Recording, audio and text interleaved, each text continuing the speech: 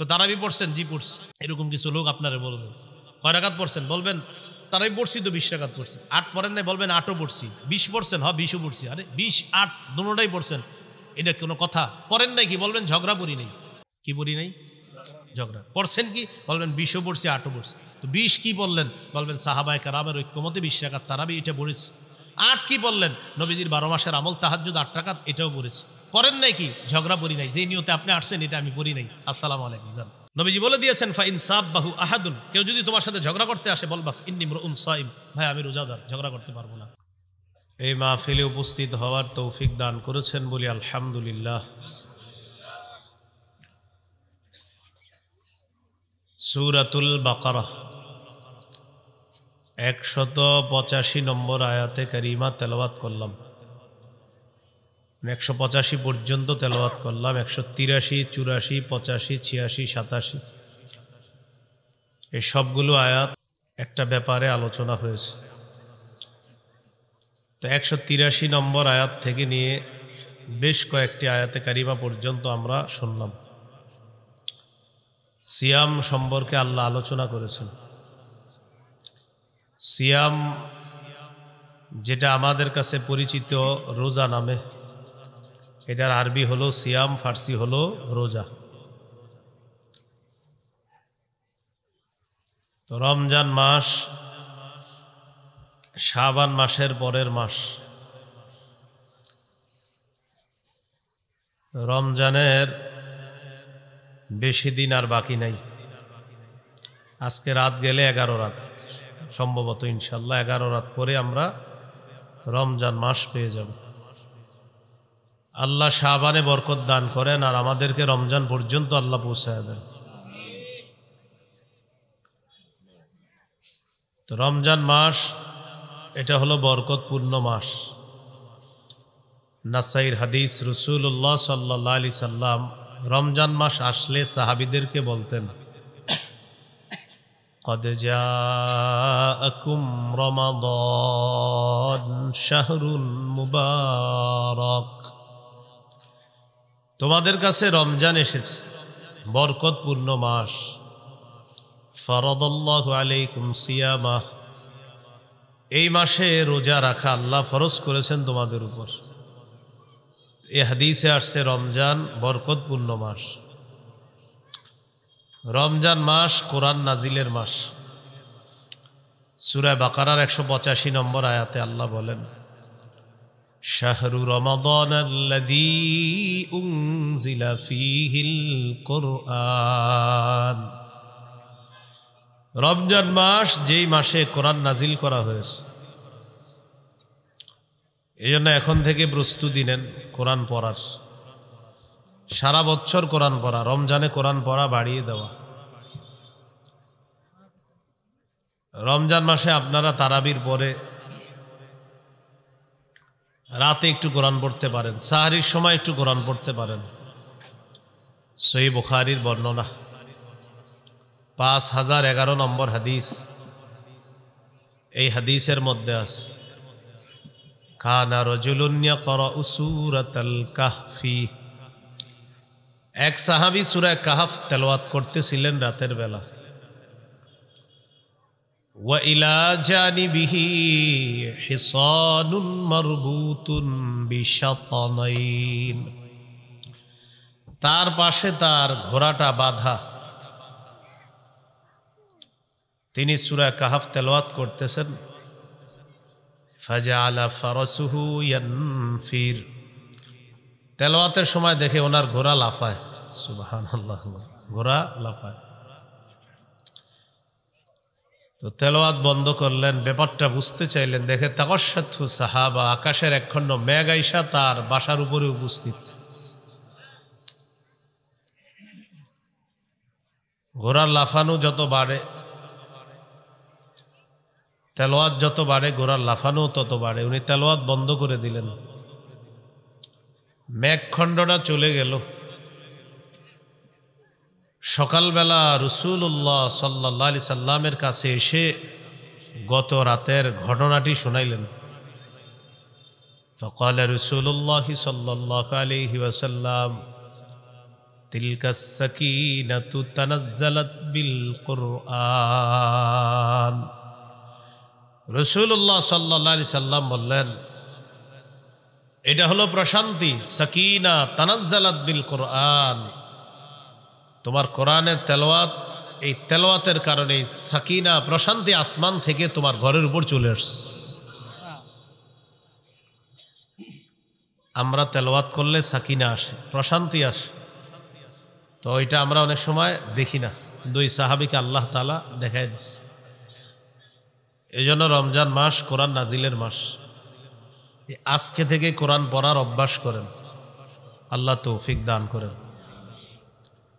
রাসূলুল্লাহ সাল্লাল্লাহু আলাইহি সাল্লাম বলেছেন স্পষ্ট হুকুম, ইকরাউল কুরআন, তোমরা কোরআন পড়ো।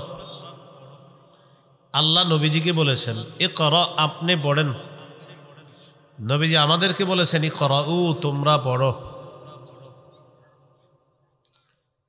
এজন্য আমরা রমজান মাস কোরআন নাজিলের মাস। যারা বয়স্ক আছেন, যারা কম বয়সী, যারা বিভিন্ন পেশায় নিয়োজিত আছেন, মাদ্রাসায় পড়েন না যারা, তারাও নিয়ত করে ফেলেন বিশুদ্ধভাবে এই কোরআনে কারিমের তেলাওয়াতটা অন্তত শিখে নেওয়ার চেষ্টা করবেন। অন্তত কিছু সূরা বিশুদ্ধভাবে শিখে নেওয়ার চেষ্টা করা, আল্লাহ তৌফিক দান করেন। রাসূলুল্লাহ সাল্লাল্লাহু আলাইহি সাল্লামের একজন সাহাবী নাম উসাইদ ইবনে হুযাইর। ভাই আওয়াজ বাড়াবেন না, আওয়াজ বাড়ালে কিন্তু আমি মাইক দূরে নিব।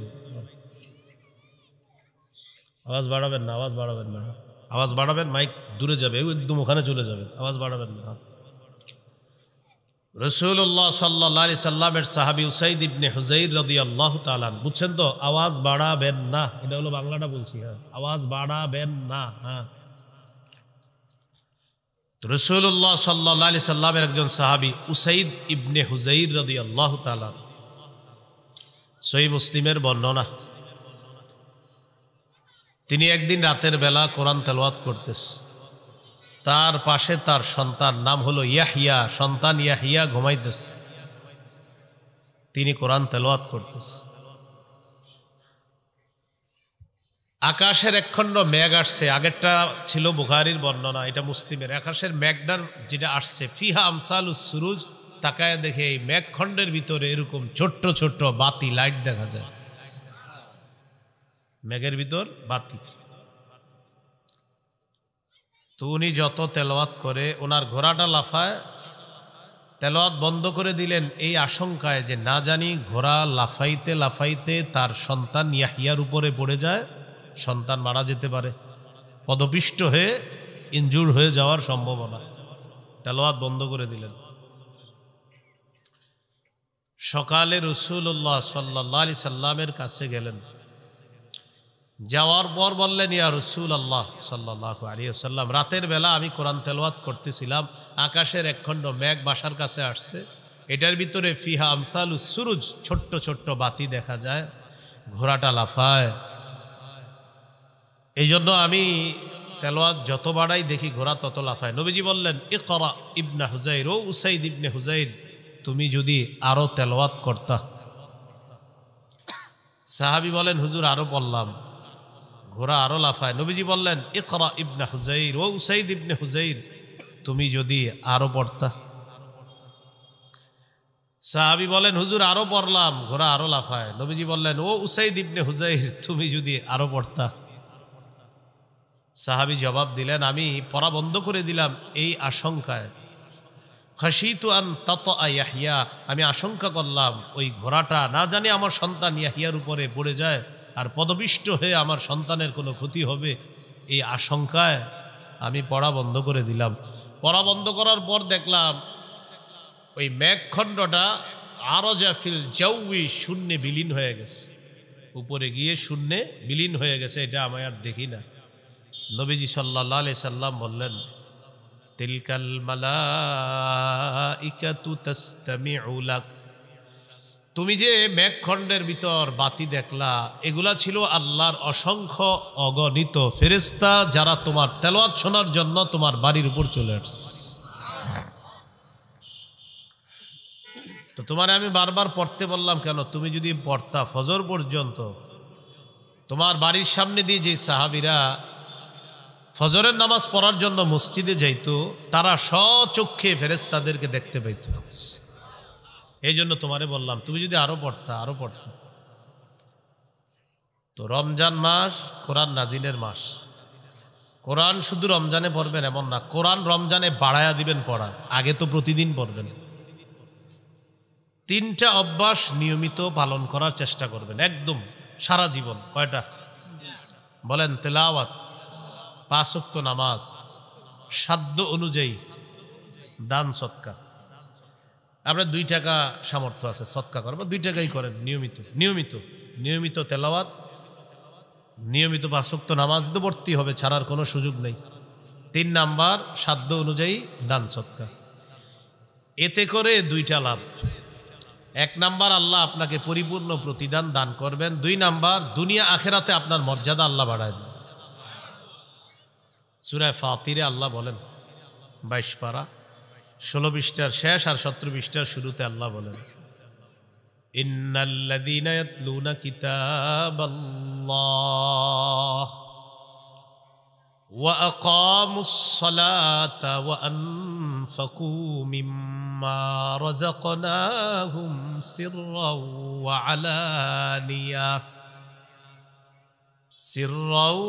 আলানিয়াতান ইয়ারজুনা তিজারাতান লান তাবুর। যারা কোরআন তেলাওয়াত করে, ওয়া আকামুস সালাহ, নিয়মিত 5 ওয়াক্ত নামাজ পড়ে, কয়টা হলো? 2টা। 3 নাম্বার ওয়া আনফাকু মিম্মা রাযাকনাহুম সিররাও ওয়া আলানিয়া, যারা গোপনে প্রকাশ্যে আমার দেয়া রিজিক থেকে দান করে, সদকা করে। ইয়ারজুনা তিজারাতান লান তাবুর, তারা এমন একটা ব্যবসার আশা করে যে ব্যবসায় কোনো লস নাই, শুধু লাভ আর লাভ, যে ব্যবসা কখনো ধ্বংস হবে না, এই ব্যবসা লাভ আর লাভ। তো আল্লাহ বলেন কি লাভ? লিউয়াফিয়াহুম উজুরহুম, যাতে আল্লাহ তাদেরকে পরিপূর্ণ প্রতিদান দান করেন, এটা 1 নাম্বার। 2 ওয়ায়াজিদাহুম মিন ফাদলি, আর যেন আল্লাহ তাদের মর্যাদা আপন অনুগ্রহে আল্লাহ তাআলা যেন তাদের মর্যাদা বাড়ায়। ইয়াজিদাহুম, যেন তাদেরকে আল্লাহ বাড়িয়ে দেয়, মিন ফাদলিহি, তার অনুগ্রহ। তো আল্লাহ তাআলা এই 3 গুণওয়ালা ব্যক্তিকে তার অনুগ্রহ, তার নেয়ামত, আল্লাহর দেওয়া মর্যাদা দুনিয়াতেও বাড়াবেন, আখেরাতেও বাড়াবেন।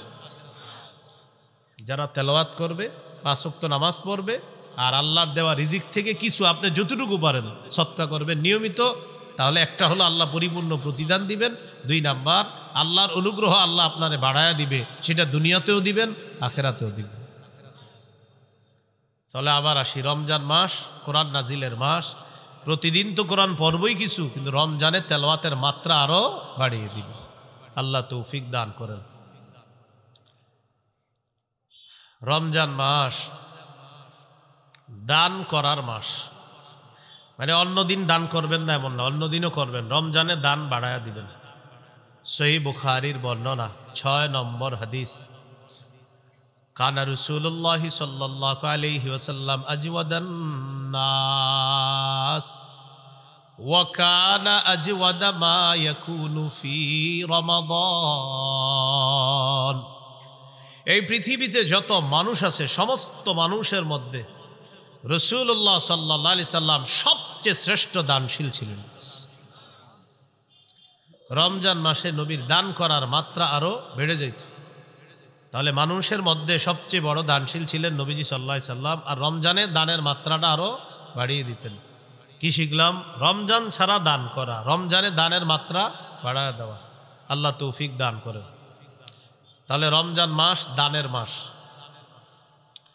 রমজান মাস জাহান্নাম থেকে মুক্তির মাস। তাই আত্মীয় স্বজনের জন্য ডেলি বলবেন, আল্লাহ আমার আত্মীয় স্বজন কোথায় আছে জানি না, যারা মারা গেছে, তবে এতটুকু বলতে চাই, আল্লাহ আমার আত্মীয় স্বজনের কোনো মুমিন যদি জাহান্নামী হয়ে থাকে, আল্লাহ আপনি জান্নাতি বানায়া দেন, জাহান্নাম থেকে আপনি মুক্তি দিয়ে দেন।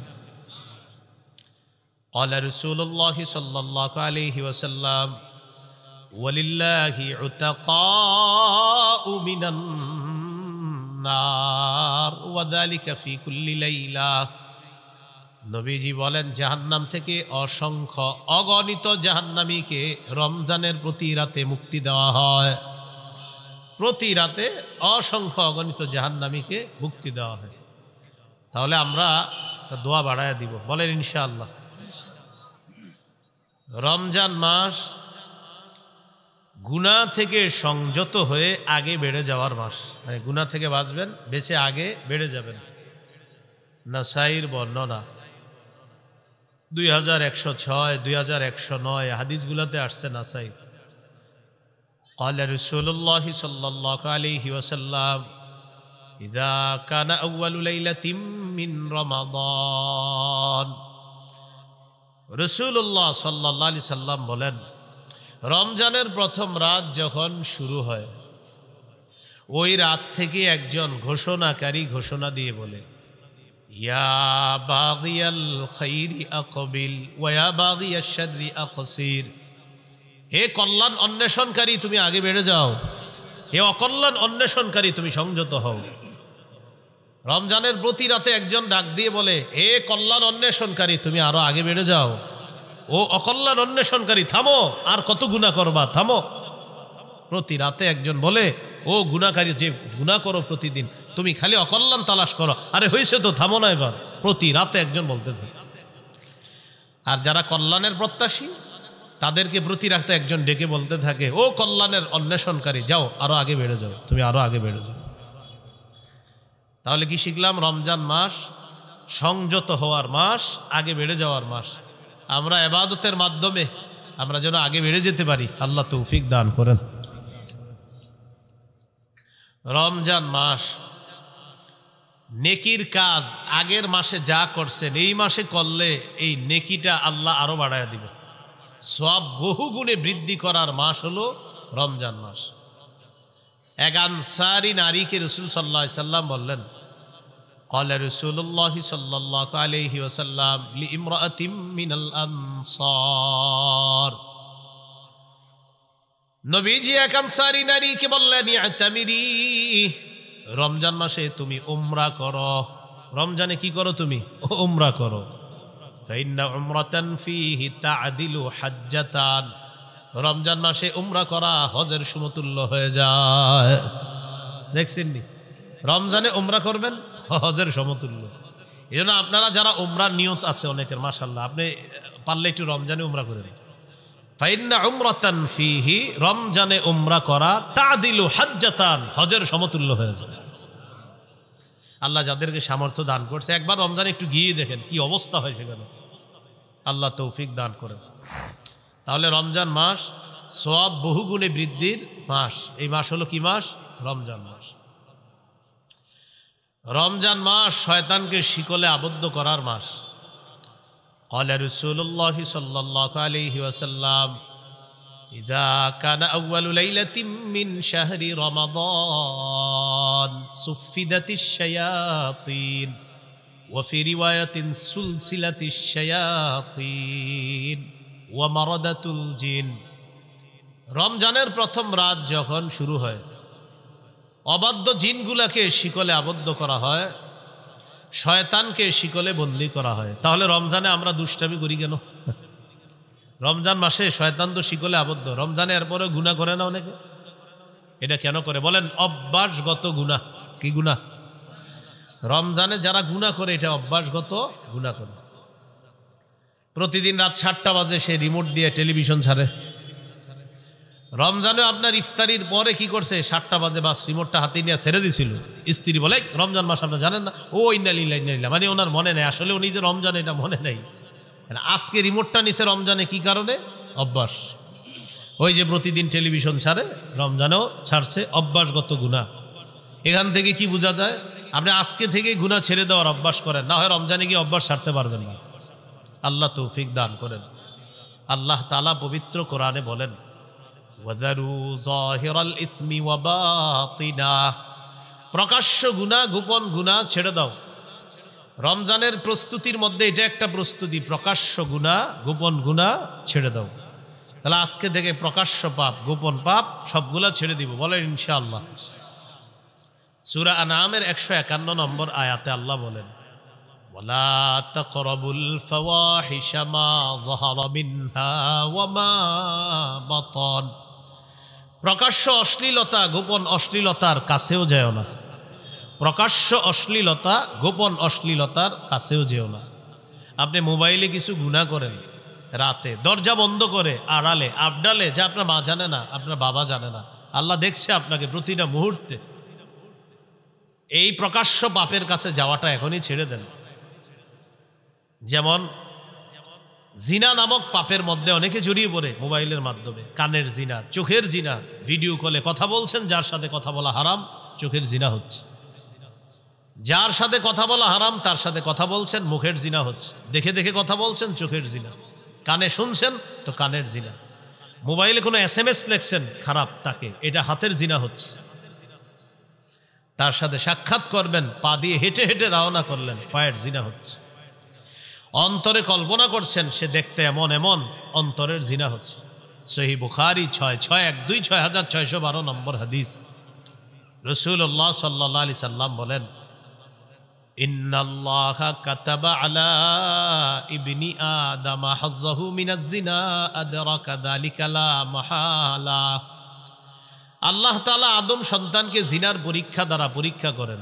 এই পরীক্ষায় সবাই পড়বে। ফাজিনাল আইনি আন নাজরু, চোখের জিনা হলো দেখা।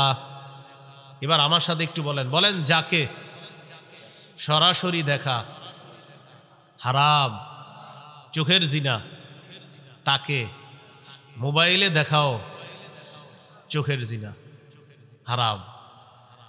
যুবক ভাইয়েরা একটু আওয়াজ দিয়ে বললেন, যাকে সরাসরি দেখা হারাম তাকে মোবাইলে দেখা। যাকে সরাসরি দেখলে চোখের জিনা হয় তাকে মোবাইলে দেখলেও। ফাজিনাল আইনি আন নাজরু, চোখের জিনা হলো দেখা।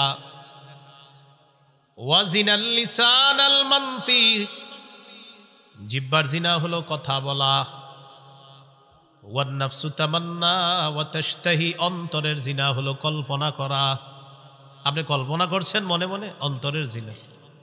সত্যি করে বলেন, এই জিনায় মানুষ কি পরিমাণ প্রতিদিন প্রতিনিয়ত জড়িয়ে পড়ছে। আর কত বলেন, কবে আপনি গুনাহ ছাড়বেন? আর কত নেয়ামত আল্লাহর ভোগ করার পর আপনার উপলব্ধিতে আসবে যে আমি আল্লাহরটা খাইতেছি, আল্লাহরটা ভোগ করতেছি, সে আল্লাহ নাফরমানি আমি করতেছি। কিন্তু কবে আপনার বুঝ আসবে যে না, আমার নাফরমানি করা উচিত না? আল্লাহ বলতেছেন গুনাহ ছেড়ে দাও, প্রকাশ্য গুনাহ, গোপন গুনাহ। আল্লাহ বলতেছেন পাপের কাছে যাও না, অশ্লীলতার কাছে যেও না। সূরা বানী ইসরাঈল 31 নম্বর আয়াতে বললেন, ওয়ালা তাকরাবুজ জিনা, বান্দা জিনার কাছেও যাও না। বলেন নাই জিনা কইরো না, বলছে জিনার কাছেও যাও না। এই আয়াতের ব্যাখ্যায় মুফাসসিরিনে কেরাম বলেন, মা ইউকাররিবু ইলা জিনা, যা জিনা পর্যন্ত বান্দাকে পৌঁছে দেয়, এটার কাছে যাওয়া যাবে না। বান্দাকে যে জিনিস জিনা পর্যন্ত পৌঁছে দেয়, এটার কাছে বান্দা যাওয়া যাবে না। এই জন্য ভাইয়েরা, স্মার্টফোন ব্যবহার করলে যার বেশিরভাগ অংশ আপনার গুনাহ হয়, তা আপনি না করাই উত্তম।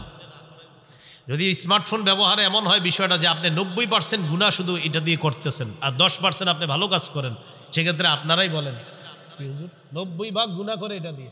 যদি এমনটা হয় তো আপনি স্মার্টফোন কিভাবে ব্যবহার করেন বলেন? কারণ আপনি তো 90 ভাগ গুনাহ এটা দিয়ে করতেছেন। কোনো আলেম আপনাকে ডাইরেক্ট এটা বলবে না যে তুমি ব্যবহার করবে না, কিন্তু আলেম বলবে তোমার যদি এটা দিয়ে সারাক্ষণ গুনাহ হয় তাহলে তো তুমি এটা ব্যবহার করবে। তো 90 ভাগ গুনাহ যেটা দিয়ে করতেছেন আপনি, না আপনি এটা ব্যবহার করতে পারছেন না।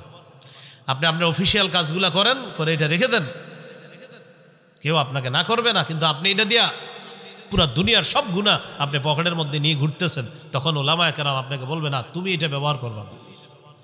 এখন সত্যি করে বলেন, স্মার্টফোন দিয়ে কি গুনাহ হয় মানুষের? যদি বেশিরভাগ গুনাহ হয়, আপনার গুনার অংশ হয়, সেক্ষেত্রে মুফতিয়ানে কেরাম আপনাকে বলবে তুমি এটা চালাও না। তো আমি বলছিলাম গুনাহ ছাড়ার অভ্যাস করেন। রমজান মাস অভ্যাসগত গুনাহটা যেন রমজানে আমাদের না হয়। সামনে রমজানটাকে চ্যালেঞ্জ হিসাবে নেন যে ইনশাআল্লাহ এবার আমি গুনাহ মুক্তভাবে রমজানকে স্বাগত জানাবো, আর রমজানেও আমি পরিপূর্ণ সগীরা কবিরা গুনাহ থেকে যথাসাধ্য চেষ্টা করব গুনাহ থেকে বেঁচে থাকার জন্য ইনশাআল্লাহ। আল্লাহ তৌফিক দান করেন। তাহলে শয়তান কোথায় বন্দী থাকে? রমজানে শিকলে। গুনাহ করি কেন? অভ্যাসগত গুনাহ। তাই কি করতে হবে? গুনাহ ছেড়ে দিতে হবে, গুনাহের কাছেও যাওয়া যাবে না। আল্লাহ পাপ থেকে বেঁচে থাকার তৌফিক দান করেন। রমজান মাসের একটা রাত আছে, এই রাতটা 1000 মাসের চাইতে উত্তম। সূরা কদরের 3 থেকে 5 নম্বর আয়াতে আল্লাহ বলেন, লাইলাতুল কদরি খায়রুম মিন আলফি শাহ।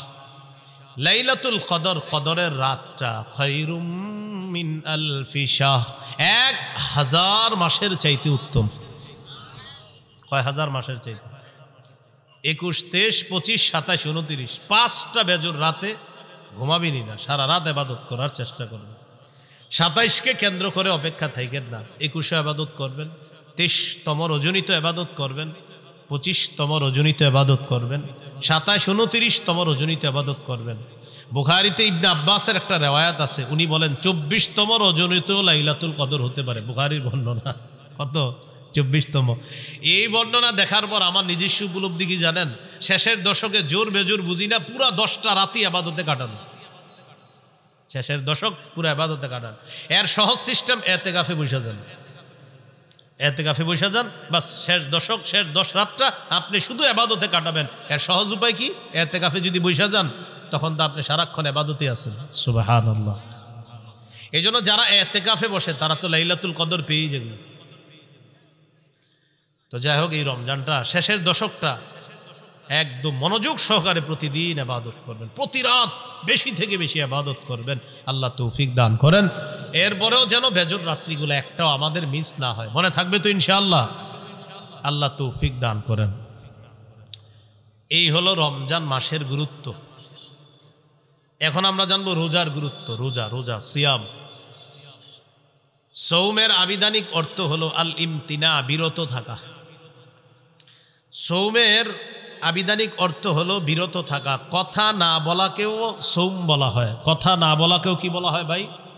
কথা না বলা কাকে বলে দেখেন তো? আমার দিকে তাকান, এই যে কথা বললাম না, চুপচাপ থাকলাম, এটাকেও কি বলা হয়? সৌম বলা হয়। পেরেশান হয়েন না, হ্যাঁ? ফ্যান খুঁজতেছেন, পেরেশান হয়েন না, সমস্যা নেই। হ্যাঁ, আমার গরম দেখে উনি পেরেশান যে ফ্যান লাগবে না, ফ্যান লাগবে না। এটা হয়, এই মুহূর্তগুলো আপনার হঠাৎ গরম, হঠাৎ ঠান্ডা। কিছুদিন পরে হয়তো গরমকাল আল্লাহ তাআলা দিয়ে দিবেন।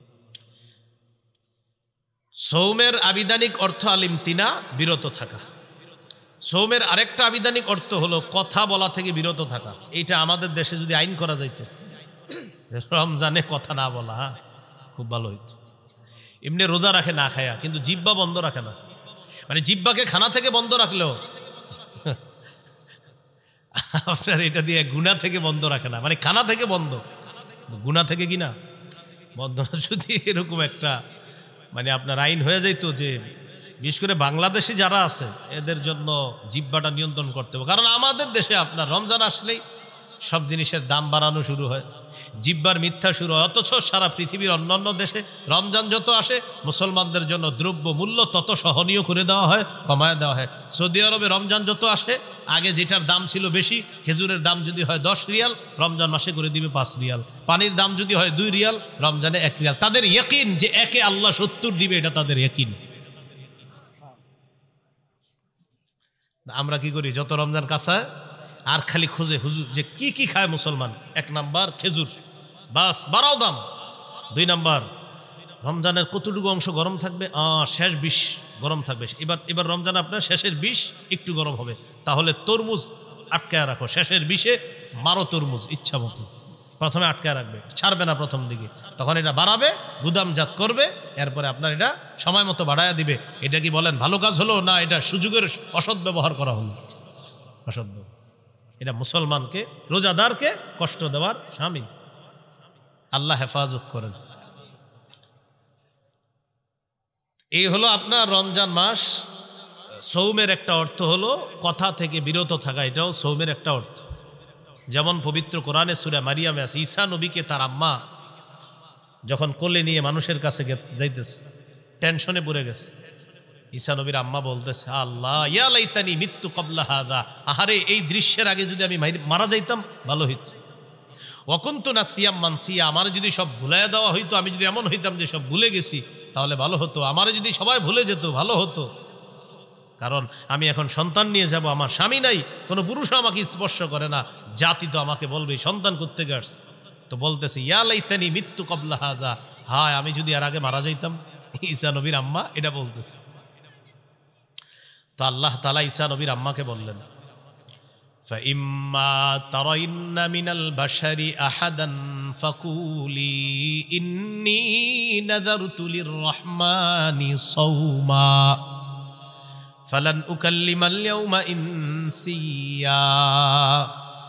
তুমি যদি মানুষের মধ্যে কাউকে দেখো তোমারে ডিস্টার্ব করতে পারে মানুষ, তখন তুমি বলবা ইন্নী নাযারতু লিররহমানি সাওমা, আমি কথা না বলার মানত করেছি, আমি রহমানের জন্য কথা না বলার মানত করেছি। এই যে সৌমা, সৌমা মানে কথা না বলার মানত করা, তাহলে সৌমের একটা অর্থ কি? কথা না বলা। ফালান উকাল্লিমাল ইয়াউমা ইনসিয়া, আজ আমি কিছুতেই কার সাথে কথা বলবো না, কোনো মানুষের সাথে কথা বলবো না। মাহফিল হইতেছে নাকি? আর একটা কিসের আওয়াজ? কিছু ব্যস্তেছে মনে হয়, কেউ মাইক দিয়ে নিষেধ করেন তো। এরকম আপনাদের মাহফিলের পাশে মাইক বাজবে কেন? তো আল্লাহ তাআলা বললেন মারিয়াম, ততক্ষণ যতক্ষণ এটাকে ছিদ্র না করা হবে, রমজান নামক রোজা বা রমজানের মাসের যে রোজা, এই রোজা নামক ঢালটা ছিদ্র হয় দুটি অপরাধে। একটি হলো মিথ্যা বলা, আরেকটি হলো গীবত করা। মিথ্যা এবং গীবত হয় জিহ্বা নামক অঙ্গের মাধ্যমে। তাই আজকে থেকে চেষ্টা করা আমরা জিহ্বাকে নিয়ন্ত্রণ করা, এটার মাধ্যমে যেন আমাদের রোজাগুলা ছিদ্র না হয়, যথাসাধ্য চেষ্টা করা। আল্লাহ হেফাজত করুন। তাহলে এবার আপনারা বলেন, রোজা ছিদ্র হয় কয় অপরাধে? কি কি? মিথ্যা আর গীবত হয় কোন অঙ্গের মাধ্যমে? তাহলে জিহ্বাকে এখন থেকেই সংযত করা, নিয়ন্ত্রণ করা। আল্লাহ তৌফিক দান করেন। তিরমিজির হাদিস 2406 নম্বর হাদিস, 2406। এই হাদিসের বর্ণনাকারী উকবা ইবনে আমের রাদিয়াল্লাহু তাআলা, তিনি রাসূল সাল্লাল্লাহু আলাইহি সাল্লামকে প্রশ্ন করলেন, মান নাজাতু ইয়া রাসূলুল্লাহ, ওগো আল্লাহর রাসূল, মুক্তির উপায় কি আমি আপনার কাছে জানতে চাই। রাসূলুল্লাহ সাল্লাল্লাহু আলাইহি সাল্লাম বললেন, মুক্তির উপায় তিনটি। ভাই, মুক্তির উপায় কয়টি? তিনটি। এক নাম্বার, আমসিক আলাইকা লিসানাক, তুমি তোমার জবান সংযত রাখবা, জিহ্বা সংযত রাখবা, এটা মুক্তির এক নাম্বার উপায়। এখান থেকে বোঝা যায় জিহ্বা আপনাকে বিপদে ফেলবে। নবী বললেন মুক্তির এক নাম্বার উপায় জবান নিয়ন্ত্রণ করবা। দুই নাম্বার, ওয়ালিয়াসাকা বাইতুকা, তোমার ঘর যেন তোমার জন্য প্রশস্ত হয়। এটার উদ্দেশ্য হলো আপনি কাজ শেষ করে তাড়াতাড়ি বাসায় চলে যাবেন। 6টা বাজে বাসায় যাওয়ার কথা, আপনি রাত 10টা 11টা বাজছে এখনো বাসায় যান না। স্ত্রী ফোন দিয়েছে, কি ব্যাপার, 6টায় বাসায় আসার কথা, সর্বোচ্চ 6:30 7টা বাজতে পারে, আপনি এখনো আসেন নাই কেন? ওই বন্ধুদের সাথে আছি। না, বন্ধুদের সাথে থাকা যাবে না। আপনার কাজ শেষ, বাসা, বাসা থেকে বের হয়েছেন কাজ, হয়তো কাজে নয়তো বাসা, নয়তো বাসা নয়তো কাজে, অন্য কোথাও থাকবেন না। নবী বলেন মুক্তির 2 নাম্বার উপায় বাসায় থাকো। কেন? কারণ বাহিরে যেই গুনাহগুলো আপনি করবেন, আপনার স্ত্রী, সন্তান, মা বাবার সামনে সেগুলা মন চাইলেও করতে পারবেন না। তাই নবী বললেন মুক্তির 2 নাম্বার উপায় বাসায় থাকো। ওয়ালিয়াসাকা বাইতুকা, ঘর যেন তোমার জন্য প্রশস্ত হয়। তাহলে কি শিখলাম? আড্ডাবাজি করা যাবে না। 3 নাম্বার, ওয়াবকি আলা খাতিআতিক, তুমি তোমার গুনাহের জন্য কান্নাকাটি করো। তুমি তোমার গুনাহের জন্য কান্নাকাটি করো। তাহলে এখানে মুক্তির 3টা উপায়। 1 নাম্বার, জিহ্বা সংযত রাখা, জবান সংযত করা। বলেন তো, রোজা নামক ঢাল ছিদ্র হয় কয় অপরাধে? কি কি? মিথ্যা, গীবত হয় কি দিয়ে? নবী মুক্তির উপায় বলছে কয়টা? এর মধ্যে 1 নাম্বার কি নিয়ন্ত্রণ করা? জিহ্বা। তিরমিজির হাদিস 2407 নম্বর হাদিস, 2407। এই হাদিসের মধ্যে আসছে, ক্বালা রাসূলুল্লাহ সাল্লাল্লাহু আলাইহি ওয়াসাল্লাম, ইযা আসবাহা ইবনু আদামা ফাইন্নাল আ'যাআ কুল্লাহা তুকাফফিরুল লিসান ইত্তাকিল্লাহা ফীনা ফাইন্নামা নাহনু বিকা ফাইন ইসতাকামতা ইসতাকামনা ওয়া ইন ওয়াজাজতা ইওয়াজাজনা। আদম সন্তান যখন সকালে ঘুম থেকে ওঠে, আমি আপনি আমরা যখন আগামীকাল সকালে ঘুম থেকে উঠব, আমার আপনার সমস্ত অঙ্গ প্রত্যঙ্গগুলা জিহ্বাকে ডাক দেয়। কাকে? জিহ্বাকে ডেকে বলে ইত্তাকিল্লাহা ফীনা, ও জিহ্বা আমাদের ব্যাপারে আল্লাহকে ভয় করো। পা জিহ্বাকে ডাক দেয়, হাত জিহ্বাকে ডাক দেয়, নাক জিহ্বাকে ডাক দেয়, চোখ জিহ্বাকে ডাক দেয়, কান জিহ্বাকে ডেকে বলে ও জিহ্বা আমাদের ব্যাপারে আল্লাহকে ভয় করো। ফাইন্নামা নাহনু বিকা, কারণ আমরা তোমার মাধ্যমে নিয়ন্ত্রিত। জিহ্বাকে বলে সবাই ফাইন ইস্তাকামতা ইস্তাকামনা, জিহ্বা তুমি যদি সোজা থাকো আমরাও সোজা থাকবো, ঠিক থাকবো। ওয়া ইন ইওয়াজাজতা ইওয়াজাজনা, জিহ্বা তুমি যদি বাঁকা হয়ে যাও আমরাও বাঁকা হয়ে যাও। তাহলে বলেন তো, রোজা নামক ঢাল ছিদ্র হয় কয় অপরাধে? কি কি? মিথ্যা গীবত হয় কোন অঙ্গ দিয়ে? জিহ্বা দিয়ে। সমস্ত অঙ্গ প্রত্যঙ্গ কাকে বস মানে? জিহ্বা। জিহ্বা বস সবার, এই জন্য এটা নিয়ন্ত্রণ করেন না। তিরমিজির হাদিস 2408 নম্বর হাদিস, قال رسول الله صلى الله عليه وسلم من يتكفل لي ما بين لحييه وما بين رجليه اتكفل له بالجنه। রাসূলুল্লাহ সাল্লাল্লাহু আলাইহি সাল্লাম বলেন, আমার কোন উম্মত যদি দুটি অঙ্গের নিশ্চয়তা আমাকে দিতে পারে, যে সে জিহ্বা দিয়ে গুনাহ করে না আর লজ্জাস্থান দিয়ে গুনাহ করে না, দুই চোয়ালের মাঝের অঙ্গ তথা জিহ্বা, দুই রানের মাঝের অঙ্গ তথা লজ্জাস্থান, এই দুটি অঙ্গ দিয়ে সে গুনাহ না করার নিশ্চয়তা যদি আমাকে দিতে পারে, আমি নবী তাকে জান্নাতে নেওয়ার জিম্মাদার হয়ে যাব। তিরমিজির হাদিস 2409 2409, قال رسول الله صلى الله عليه وسلم من وقاه الله شر ما بين لحييه وما بين رجليه دخل الجنة। রাসূলুল্লাহ সাল্লাল্লাহু আলাইহি ওয়াসাল্লাম বলেন, আল্লাহ তাআলা যদি কোনো ব্যক্তিকে জিহ্বা এবং লজ্জাস্থানের গুনাহ থেকে হেফাজত করে, অনিষ্টতা থেকে হেফাজত করে, আল্লাহ তাআলা যদি আমাকে আপনাকে জিহ্বা এবং লজ্জাস্থানের অনিষ্টতা থেকে হেফাজত করে, বাঁচায়, নবী বলেন সে মরবে, দাখালাল জান্নাহ, জান্নাতে প্রবেশ করবে। আল্লাহর কাছে বলে, আল্লাহ জিহ্বার অপরাধ থেকে বাঁচান, লজ্জাস্থানের অপরাধ থেকে আমাকে বাঁচান, বলেন আমিন। তিরমিজির হাদিস 2410 নম্বর হাদিস। এই হাদিসের বর্ণনাকারী সুফিয়ান রাদিয়াল্লাহু তাআলা, তিনি রাসূলুল্লাহ সাল্লাল্লাহু আলাইহি ওয়াসাল্লামকে বললেন, হাদ্দিসনি বিআমরিন আ'তাসিমু বিহি ইয়া রাসূলুল্লাহ, হুজুর আমাকে এমন কিছু বলেন যেটা আমি মজবুতভাবে আঁকড়ে ধরবো, এমন কিছু আমাকে বলেন। ফাকালা রাসূলুল্লাহ সাল্লাল্লাহু আলাইহি ওয়াসাল্লাম, কুর রাব্বিয়াল্লাহ সুম্মা ইসতাকিম, তুমি বলো আমার রব আল্লাহ, এটার উপর অটল থাকবা। বলেন রাব্বিয়াল্লাহ, বলেন আবার রাব্বিয়াল্লাহ, আল্লাহ আমার রব, বা আমার রব আল্লাহ। নবীজি বললেন তুমি এই কথাটা বেশি বেশি বলবা আর এটার উপর অটল থাকবা যে আমার রব আল্লাহ, আমার রব আল্লাহ, রব্বি আল্লাহ, আমার রব আল্লাহ। এর মানে হলো লা ইলাহা ইল্লাল্লাহ, আরো যত কিছু আছে এগুলা বেশি বেশি বলা, মানে আপনি স্বীকৃতি দেওয়া আমার রব আল্লাহ, এই কথার উপর অটল থাকা। এবার সাহাবী গুরুত্বপূর্ণ একটা প্রশ্ন করলেন রাসূল সাল্লাল্লাহু আলাইহি সাল্লাম, মা আখওয়াফু মা তাখাফু আলাইয়া ইয়া রাসূলুল্লাহ, হুজুর আমার জন্য সবচেয়ে বিপজ্জনক আপনি কি মনে করেন? নবীজিকে প্রশ্ন করলেন, ইয়া রাসূলুল্লাহ আমার জন্য সবচেয়ে বিপজ্জনক বিষয় কোনটি আপনি মনে করেন, আপনার কাছে জানতে চাই। ফাখাযা বিলিসানি নাফসিহি, নবী নিজের জিহ্বা মুবারক ধরে বললেন, হাযা, এটা, হাযা, এটা। নবী নিজের জিহ্বা ধরে বললেন, এটা, এটা তোমার জন্য সবচেয়ে বিপজ্জনক মনে করি। কেমন যেন আমাকে আপনাকে সকলকে এটা দ্বারা আল্লাহ রাসূল হুঁশিয়ার বাণী দিচ্ছেন।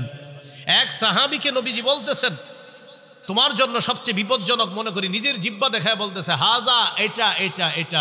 শুধু কি সাহাবীকে বলেছেন না আমাদের সকলকে? সকলকে, এটা, এটা সবচেয়ে বিপজ্জনক। তাহলে মূল কথায় চলে আসি, রোজা ছিদ্র হয় কয় অপরাধে? কি কি? মিথ্যা গীবত হয় কোন অঙ্গ দিয়ে? জিহ্বা। সবচেয়ে বিপজ্জনক অঙ্গের নাম কি? সমস্ত অঙ্গ প্রত্যঙ্গের বসের নাম কি? জিহ্বা। সবাই সকালবেলা কারে ডাকতে থাকে? জিহ্বা। তাহলে এটা বেশিরভাগ মানুষকে জাহান্নামে নিবে, আল্লাহ হেফাজত করেন। তিরমিজির হাদিস 2616 নম্বর হাদিস, 2616 হাদিসের বর্ণনাকারী মুআয ইবনে জাবাল রাদিয়াল্লাহু তাআলা তিনি বলেন, কুনতু মা রাসূলিল্লাহি সাল্লাল্লাহু আলাইহি ওয়াসাল্লাম ফি সাফারিন, আমি রাসূলুল্লাহ সাল্লাল্লাহু আলাইহি সাল্লামের সাথে এক সফরে ছিলাম। فأصبحت يوما قريبا منه ونحن نسير فأصبحت قريبا منه ونحن نسير নবীর সাথে এক সফরে ছিলাম সফরে চলতে চলতে একদিন সকালবেলা নবীর কাছাকাছি পৌঁছে গেলাম বুঝছেন তো সফরটা মানে ওই যুগের সফর কেমন হতো কেউ হেঁটে কেউ ঘোরায় তো এইভাবে লম্বা বাহিনী তো সাহাবী বলেন ওই সফরের মধ্যে আমিও ছিলাম আমি একদিন নবীর কাছাকাছি চলে গেলাম সকালবেলা নবীর কাছাকাছি যাওয়ার পর আমি নবীজিকে গুরুত্বপূর্ণ একটা বিষয়ে জানতে চাইলাম তাহলে এই বিষয়গুলো আমাদের গুরুত্ব সহকারে জানতে হবে হ্যাঁ সবাই খুব মন দেন সাহাবী বললেন আখবিরনি বিআমালিন ইউদখিলুনিল জান্নাহ ওয়া ইউবাঈদুনি মিনান নার হুজুর আমারে এমন কিছু আমল বলেন যে আমলটা আমাকে জান্নাতে প্রবেশ করাবে জাহান্নাম থেকে আমাকে দূরে রাখবে এমন কিছু আমাকে বলেন فقال رسول الله صلى الله عليه وسلم নবীজি বললেন তা'বুদুল্লাহ লা তুশরিকু বিহি শাইআ রাসূলুল্লাহ সাল্লাল্লাহু আলাইহি সাল্লাম বললেন তুমি আল্লাহর ইবাদত করবা আল্লাহর সাথে শিরিক করবা না ওয়া তুকিমুস সালাহ তুমি নামাজ কায়েম করবা ওয়া তুতিজ যাকাত তুমি যাকাত আদায় করবা ওয়া তাহুজ্জুল বাইতা তুমি হজ করবা ওয়া তাসুমু রমাদান তুমি রমজানে রোজা রাখবে এখন বলেন তো ইসলামের মৌলিক বিধানগুলো চলে আসছে না কথার মধ্যে রাসূলুল্লাহ সাল্লাল্লাহু আলাইহি সাল্লাম বললেন আলা আদুল্লুকা আলা আবওয়াবিল খাইর আচ্ছা আমি কি তোমাকে কল্যাণের দরজাসমূহের কথা বলবো না এবার নবীজি বললেন কল্যাণের অনেকগুলা দরজার মধ্যে উল্লেখযোগ্য দরজা হলো 3টি কল্যাণের উল্লেখযোগ্য দরজা কয়টি এক নাম্বার আস-সাওমু জুন্নাহ এক নাম্বার কল্যাণের দরজা হলো সিয়াম রোজা রাখা 2 নাম্বার আস-সাদাকাতু তুতফিউল খাতিআতা কামা ইউতফিউল মাউন নার 2 নাম্বার কল্যাণের দরজা হলো সদকা করা সদকা এমন একটি ইবাদত পানি যেমন আগুনকে নিভিয়ে দেয় সদকা মানুষের গুনাহগুলোকে ধুয়ে মুছে সাফ করে দেয় তুতফিউ নিভিয়ে দেয় সদকা গুনাহকে মিটিয়ে দেয় নিভিয়ে দেয় পানি যেমন আগুনকে নিভিয়ে দেয় তো সদকা গুনাহকে এমন ভাবে মিটিয়ে দেয় বিলীন করে দেয় পানি যেমন আগুনকে বিলীন করে দেয় মিটিয়ে দেয় তো সদকা 2 নাম্বার দরজা 3 নাম্বার ওয়া সালাতুর রাজুলি বি জাওফিল লাইল রাতে তাহাজ্জুদ পড়া কি পড়া রাতে তাহাজ্জুদের নামাজ পড়া রাতের বেলা এখন আপনার রিজিক দরকার কল্যাণ দরকার তো এই 3 ইবাদত বাড়ায় দিতে হবে আপনার রোজা রাখা সদকা করা তাহাজ্জুদ পড়া বলতে পারেন হুজুর আমার তো টাকাই নেই সদকা করব 1 টাকা দিবেন 1 টাকা থাকলে 1 টাকায় সদকা করবেন তাহলে রোজা রাখা সদকা করা তাহাজ্জুদ পড়া এটা হলো আপনার কল্যাণের দরজা নবীজি এটা বলার পর বললেন আলা উখবিরুকা বিরাসিল আমরি কুল্লিহি ওয়া আমুদিহি ওয়া দিরওয়াতি সানামি আচ্ছা আমি কি তোমাকে কোনো জিনিসের মূল কোনটা এটা বলবো না খুঁটি কোনটা এটা বলবো না আর সর্বোচ্চ চূড়া কোনটা এটা বলবো না তখন নবী বললেন রাসুল আমরি আল ইসলাম মূলের নাম ইসলাম সুবহানাল্লাহ ভাই মূলের নাম কি ওয়া আমুদুহু আস-সালাহ খুঁটির নাম নামাজ ওয়া দিরওয়াতু সানামিহি আল জিহাদ সর্বোচ্চ চূড়ার নাম হলো জিহাদ সর্বোচ্চ শিখরের নাম হলো জিহাদ তাহলে মূলের নাম ইসলাম খুঁটির নাম নামাজ সর্বোচ্চ শাখা চূড়া এটার নাম হলো জিহাদ তাহলে মূলের নাম খুঁটির নাম সর্বোচ্চ চূড়া জিহাদ এখন একটু মন দিয়ে বুঝেন তো নামাজের কথা আসছে রোজা হজ যাকাত জিহাদ সদকা এরপরে আপনার কল্যাণের দরজা ইসলাম সব কিছু চলে আসছে ওয়াজের মধ্যে এর মানে আমাদের নবী মৌলিক যে ওয়াজটা করেছেন ওই সাহাবীকে এই মৌলিক কথাগুলা গবেষণা করলে আপনি সারা জীবন কাটাই দিতে পারবেন ওই সাহাবীকে এই ওয়াজগুলা করলেন করার পর নবীজি সর্বশেষ যেটা বললেন আপনার আশ্চর্য হবেন এটা শুনবেন নবীজি এগুলা বলার পর সাহাবীকে বললেন আলা আদুল্লুকা আলা মালাকি যালিকা কুল্লিহি আমি যে তোমাকে এতগুলা কথা বললাম ইবাদত করতে বললাম নামাজ পড়তে বললাম যাকাত দিতে বললাম হজ করতে বললাম রোজা রাখতে বললাম কল্যাণের দরজাসমূহের পরিচয় তোমাকে দিয়ে দিলাম সদকার কথা বললাম তাহাজ্জুদের কথা বললাম জিহাদের কথা বললাম খুঁটির কথা বললাম সর্বোচ্চ চূড়া জিহাদ এটার কথাও বললাম, ইসলামের কথাও বললাম। নবীজি বলেন এই সবগুলা বিষয় তোমাকে বললাম, এর সার নির্যাসটা কি আমি তোমাকে বলবো না? এগুলার সার নির্যাসটা কি তোমাকে বলবো না? সার নির্যাসটা এখনো বাকি আছে, সেটা কি তোমাকে বলবো না? এখন আপনারা বলেন সার নির্যাসটাই তো আমাদের দরকার। সাহাবী অবাক, এতক্ষণ সুন্দর ওয়াজ করলেন নবীজি, এখনো নাকি সার নির্যাস বাকি। তো নবী সার নির্যাস বলার সময় বললেন আখাযা বিল ইনসানিহি, জিহ্বা ধরলেন, ধরার পর বললেন মুআজ কুফা আলাইকা হাযা, এটা নিয়ন্ত্রণ করো, উপরের সব ওয়াজ ঠিক থাকবে। এটা নিয়ন্ত্রণ করো, সব ঠিক থাকবে। মানুষ জিহ্বার মাধ্যমে তার আমলগুলো নষ্ট করে দেয়, সব বরবাদ করে দেয়। রাতে তাহাজ্জুদ পড়ছে 3টার দিকে, কয়টা? তো পাশাপাশি 2 জন হাঁটে সকালে। তো আমি ওনারে খালি বলি আপনার বিড়ালটা 3টা বাজে এত ডিস্টার্ব করে ওনারে। উনি আমার একদিন বলে আচ্ছা 3টায় ডেলি আপনাকে ডিস্টার্ব করে কেন? তা আমি বললাম 3টায় তাহাজ্জুদ পড়ি তো, এই জন্য বিড়ালটা ওই সময় আমার ডিস্টার্ব। মানে আমার এতদিন বিড়াল বলার মাকসাদ হলো ওনারা জানানো আমি যে 3টায় তাহাজ্জুদ পড়ি। আসলে ওনার বিড়াল ডিস্টার্ব করে এটা আমার মূল উদ্দেশ্য না। উদ্দেশ্য উনি আমারে বলবে যে আচ্ছা বিড়ালটা 3টায় ডিস্টার্ব করে কেন আপনার? 3টা একেও না, 59ও না, 2টা, কিন্তু আপনার 3টায় ডেলি ডিস্টার্বটা করে কেন? আসলে ভাইজান আমি 3টায় তাহাজ্জুদ পড়ি তো, এই জন্য ডিস্টার্ব করে। উদ্দেশ্য আমি তাকে জানানো যে আমি যে তাহাজ্জুদ পড়ি, জিহ্বা রাতের আমলগুলা সব বরবাদ করে দিন। ভাই কথা বুঝে আসছেনি? তো নবীজি বললেন সব ঠিক থাকবে, এইটা ঠিক রাখো। এটা সাহাবী প্রশ্ন করলেন ইন্না লামুআখাযুনা বিমা নাতাকাল্লামু বিহি ইয়া রাসূলুল্লাহ, ইয়া রাসূলুল্লাহ জিহ্বার অপরাধেও কি আমাদেরকে পাকড়াও করা হবে, ধরা হবে? আপনার কাছে জানতে চাই।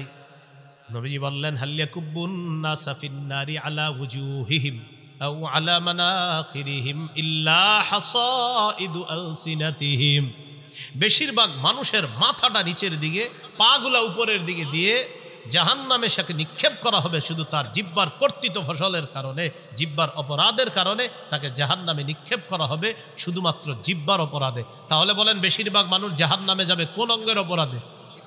রোজা ছিদ্র হয় কয় অপরাধে? কি কি? মিথ্যা গীবত হয় কোন অঙ্গ দিয়ে? জিহ্বার কারণে বেশিরভাগ মানুষ কোথায় যাবে? নবী বললেন জাহান্নাম থেকে বাঁচার ঢাল হলো রোজা। রোজা ছিদ্র হয় মিথ্যা আর গীবতের মাধ্যমে, মিথ্যা গীবত হয় জিহ্বা দিয়ে। নবী বলেন জিহ্বার কারণে বেশিরভাগ মানুষ জাহান্নামে। আল্লাহ আমাদেরকে হেফাজত করে। তাহলে জিহ্বার গুনাহ থেকে বাঁচবো তো ইনশাআল্লাহ।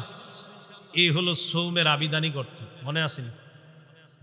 মনে নাই? সৌমের আবিধানিক অর্থ বিরত থাকা, আর আরেকটা হলো বললাম কথা বলা থেকে বিরত থাকাকেও সৌম বলা হয়। তো এখান থেকে বলছিলাম যদিও কথা বলা জায়েজ আছে, উল্টা পাল্টা কথা আমরা না বলা, কারণ এটার মাধ্যমে রোজা নামক ঢাল ছিদ্র হয়ে যাবে। পারিভাষিক অর্থ আল ইমসাক আনিল মুফাত্তিরাতিস সালাস ওয়া হিয়া আত-তাআম ওয়াশ-শারাব ওয়াল-জিমা, 3টি জিনিস থেকে বিরত থাকার নাম মৌলিকভাবে সিয়াম। খানা পান করা, স্ত্রী সহবাস থেকে বিরত থাকা, এটার নাম হলো সিয়াম। এটা পারিভাষিক অর্থ। রমজানের রোজা যে ফরজ করা হয়েছে 4টি ধাপে ফরজ করা হয়েছে। কয় ধাপে? বাস একটু যদি আপনারা মন দিয়ে শোনেন আশা করি বিষয়গুলো ক্লিয়ার ভাবে বুঝে আসবে।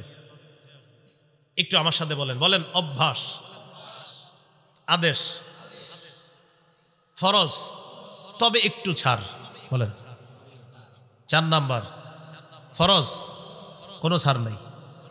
আবার 1 নাম্বার, বলেন 1 নম্বর অভ্যাস, 2 আদেশ, 3 ফরজ, তবে ধনীদের জন্য ছাড় ছিল। বলেন ধনীদের জন্য 4 নাম্বার, বলেন 4 নাম্বার ধনী গরিব সবার উপর ফরজ, কোনো ছাড় নাই। এই 4টি ধাপে রমজানের রোজা ফরজ করা হয়েছে। 1 নাম্বার অভ্যাস, তিরমিজির হাদিস, 761 নম্বর হাদিস। আবু যর গিফারি রাদিয়াল্লাহু তাআলা আনহুকে রাসূলুল্লাহ সাল্লাল্লাহু আলাইহি সাল্লাম বলেন, আবু যর ইযা সুমতা মিনাশ শাহরি সালাসাতা আইয়াম, তুমি যদি প্রত্যেক মাসে 3টি রোজা থাকতে চাও, ফাসুম সালাসা আশরাতা ওয়া আরবাআ আশরাতা ওয়া খামসা আশরাতা, তুমি যদি প্রতি মাসে 3টি রোজা রাখতে চাও তাহলে 13, 14, 15 রাখবা। যদি চাও তাহলে রাখবা। অভ্যাস, মন চাইলে রাখতে পারো। তাহলে প্রথমে নবী অভ্যাস করাইলেন সাহাবায়ে কেরামকে যে তুমি যদি 3টা রোজা রাখতেই চাওই মাসে তাহলে 13, 14, 15 আরবি মাসের এই রোজাগুলো রাখবা। আর হাদিসে আসছে মান সামা সালাসাতা আইয়ামিন মিন কুল্লি শাহরিন কানা কামান সামা দাহর, যে ব্যক্তি প্রতি আরবি মাসে 3টা রোজা রাখবে, এর মানে 3, 11, 33টা রোজা, প্রতি আরবি মাসে 3টা রোজা। মা বোনদেরকে এই কথাগুলো বললেন, তারা এই রোজাগুলো রাখতে খুব আগ্রহী। পুরুষরা হয়তো কাজ টাজ করে, অনেকে রাখে না। প্রতি আরবি মাসে 3টা রোজা যদি রাখে কেউ, তাহলে 3, 11 কয়টা হয়? 33টা। এই 3, 11, 33টা রোজা, প্রতি আরবি মাসে 3টা রোজা যদি কেউ রাখে, কানা কামান সামাদ দাহর, সে কেমন যেন সারা বছর রোজা রাখে। যদি এই অফারটা রমজান মাসের পরে শাওয়াল মাসেও আছে। রাসূলুল্লাহ সাল্লাল্লাহু আলাইহি সাল্লাম বলেন, মান সামা রমাদান, যে ব্যক্তি রমজানের পুরা রমজান রোজা রাখলো, সুম্মা আতবাহু সিত্তাম মিন শাওয়াল, এরপরে শাওয়ালের 6টা রোজা রাখবে, কানাকা সিয়ামিদ দাহরি কুল্লি, সে যেন সারা বছর রোজা রাখবে। তাহলে একটা হলো 11 মাস, 3, 11, 33টা, এটা একটা অফার আছে। আর একটা হলো শাওয়ালের 6টা রোজা, ওইটাও একটা অফার আছে।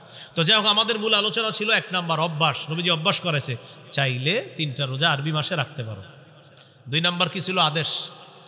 সহিহ বুখারীর 2002 নম্বর হাদিস, আয়েশা সিদ্দিকা রাদিয়াল্লাহু তাআলা আনহার বর্ণনা, তিনি বলেন, কানা ইয়াউমু আশুরা, আশুরার দিনটা এমন ছিল, তাসুমুহু কুরাইশুন ফিল জাহিলিয়াহ, জাহিলি যুগে কুরাইশরা মুহররমের 10 তারিখে রোজা রাখত। ওয়া কানা রাসূলুল্লাহ সাল্লাল্লাহু আলাইহি ওয়াসাল্লাম ইয়াসুমু, নবীজিও মুহররমের 10 তারিখে রোজা রাখতেন। খুব বুঝেন, জাহিলি যুগে কুরাইশরা মুহররমের 10 তারিখে রোজা রাখত। আমাদের নবীজি সাল্লাল্লাহু আলাইহি সাল্লাম তিনিও রোজা রাখতেন। কবে? মুহররমের 10 তারিখ। ফালাম্মা কাদিমাল মাদিনা, নবীজি যখন মদিনা আসলেন, আসার পর দেখে ইহুদিরা মুহররমের 10 তারিখে রোজা রাখে। ফাকাল রাসূলুল্লাহ সাল্লাল্লাহু আলাইহি ওয়াসাল্লাম, নবীজি বলেন, আচ্ছা তোমরা আজকে রোজা রাখো কেন মুহররমের 10 তারিখে? ইহুদিরা জবাব দিল, হাদা ইয়াউমুন নাজ্জাল্লাহু ফীহি মূসা, এটা এমন একটা দিন যেই দিনে আল্লাহ মূসা নবীকে ফেরাউনের বাহিনী থেকে মুক্তি দিয়েছিলেন। ফাসামাহু শুকরান লিল্লাহ, মূসা নবী শুকরিয়া আদায় করার জন্য মুহররমের 10 তারিখে রোজা রাখছে।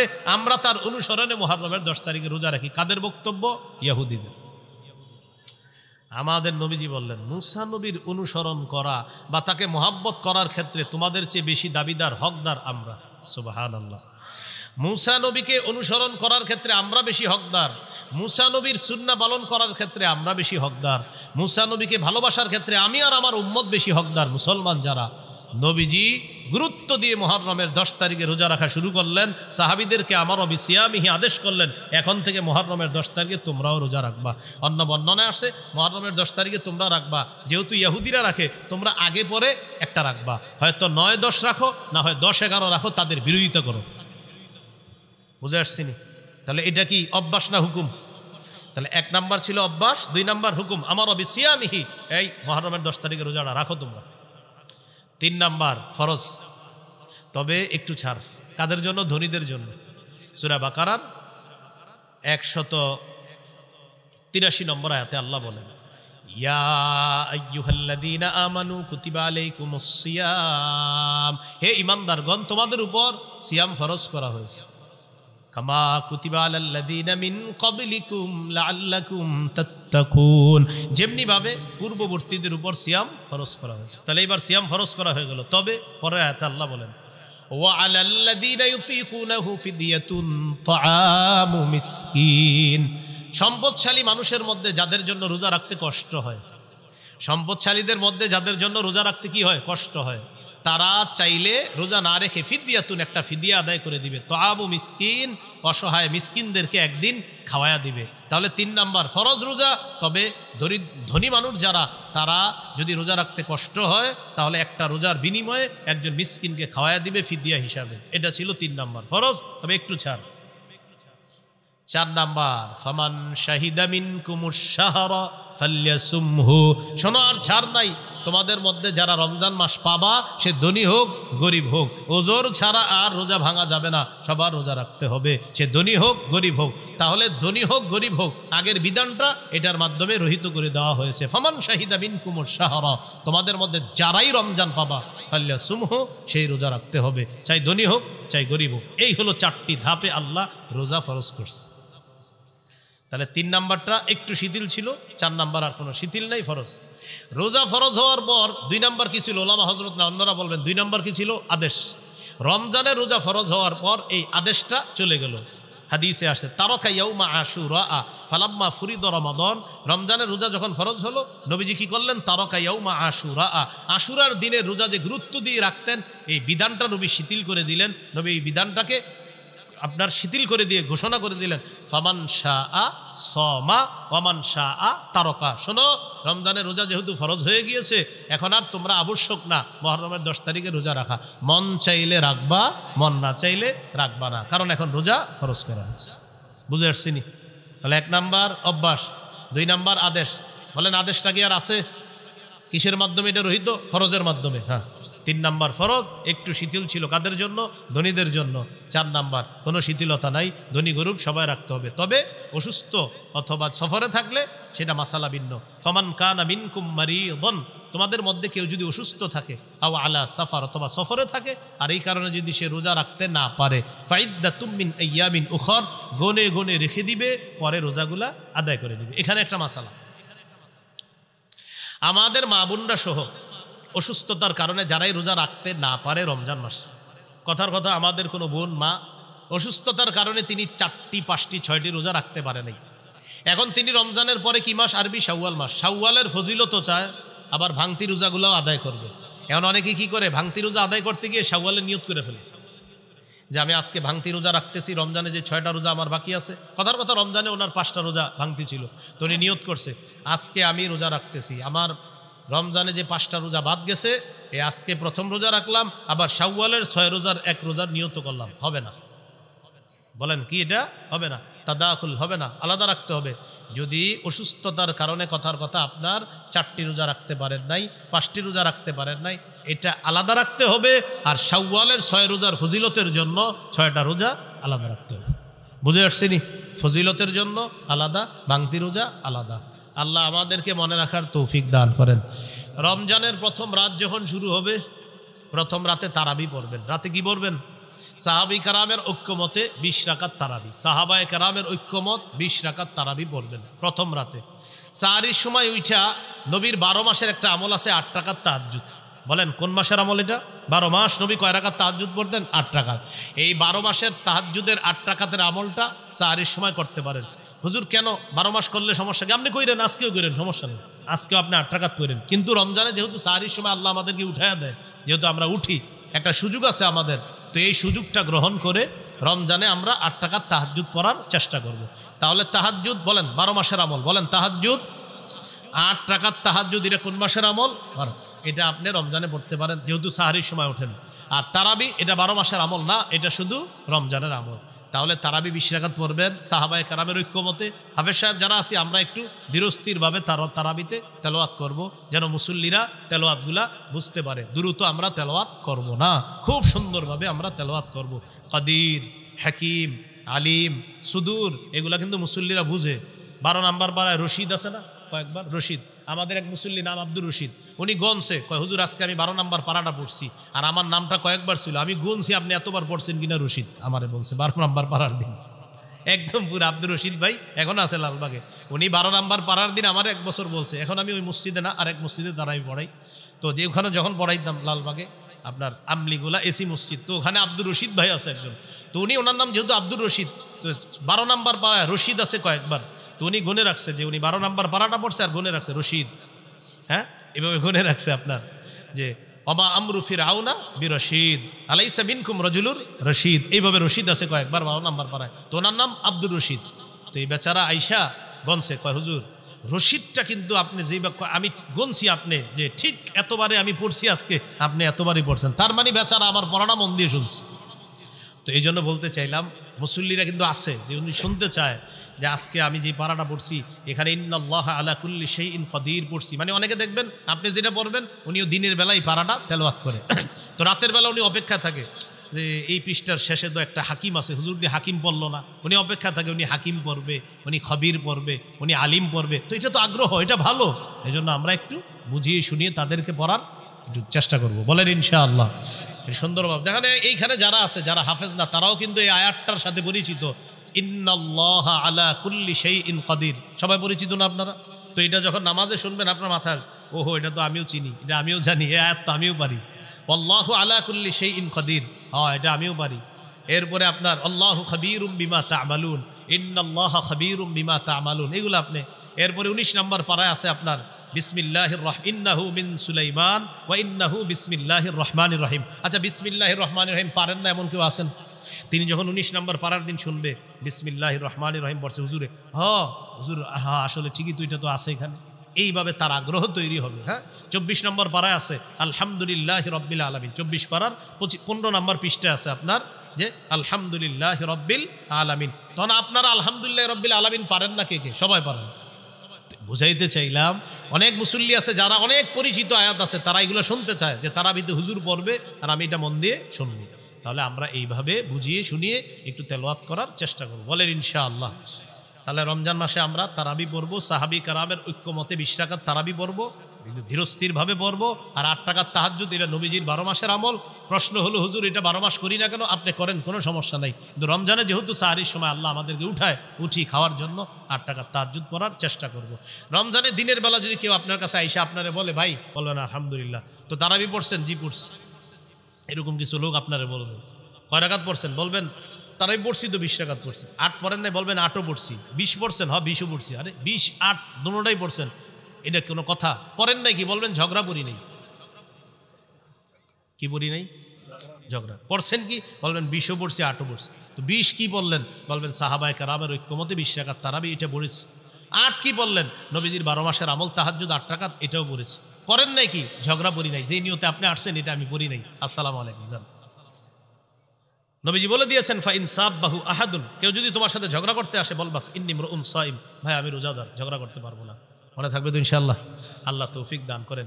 ইনশাআল্লাহ আশা করি আমি আগামী 5-6 দিনের মধ্যে রমজান বিষয়ক আমার একটা কিতাব বের হয়ে যাবে ইনশাআল্লাহ। ওই মিম্বরের আমানত 8 খণ্ড আবাদত আসে। 9ম খণ্ডের মধ্যে আলোচনা হলো যাকাত, রমজান, হজ। 9ম খণ্ডের আলোচনা যাকাত, রমজান, হজ, কোরবানি, মুহররম। যাকাত, রমজান, হজ, কোরবানি, মুহররম, সফর। সফরে কিছু কুসংস্কার আছে। এই পুরো আলোচনাগুলো 9ম খণ্ডে আছে। তো ওলামা হজরতদের অনেকে বলে ওইটা কবে আসবে? আমি আসলে 6 মাস ধরে বলতেছি আসবে আসবে, এখনো আসে না। তো সর্বশেষ বলতেছি ইনশাল্লাহ আশা করি 5-7 দিনের মধ্যে এটা যে কোনোভাবে ইনশাল্লাহ আনার চেষ্টা করতেছি। তাও ইনশাল্লাহ কিন্তু বারবার বলতেছি, আপনার আবার এরকম বলার সুযোগ নাই। কই বললেন তো 5-7 দিনের মধ্যে, আসে নাই তো। বারবার বলতেছি ইনশাআল্লাহ আসবে। হ্যাঁ, তো এটা আপনারা একটু সংগ্রহ করে নেবেন। এখন ওই গাড়িতে 1 থেকে 8 খণ্ড আছে।